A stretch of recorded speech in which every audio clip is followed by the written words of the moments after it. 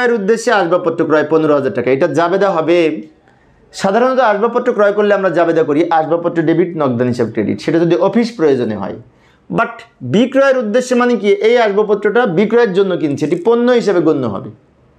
তাই আমরা জাবেদা লিখব ক্রয় হিসাব ডেবিট আর নগদান হিসাব ক্রেডিট।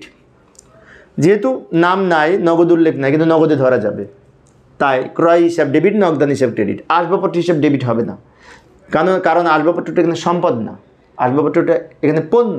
বিক্রয়ের উদ্দেশ্যে যেটি কেনা হয় সেটি পণ্য হিসেবে গণ্য হয়। তার মানে পণ্য ক্রয় করা হলো, সেই লেনদেনের জাবেদা হবে ক্রয় হিসাব ডেবিট, নগদান হিসাব ক্রেডিট। আসবাবপত্রটা বিক্রয়ের জন্য কিনছি, ফার্নিচারের ব্যবসায়ী যারা, তাদের জন্য এই জাবেদা করি। ফার্নিচারের ব্যবসায়ী যারা, তারা বিক্রয়ের উদ্দেশ্যে আসবাবপত্র কেনে। আর যদি বলতো আসবাবপত্র ক্রয় করা হলো, তাহলে আমরা জাবেদা করতাম আসবাবপত্র ডেবিট, নগদান ক্রেডিট। কারণ ইন জেনারেলি আসবাবপত্র অফিসের জন্য আসবাবপত্র হিসেবে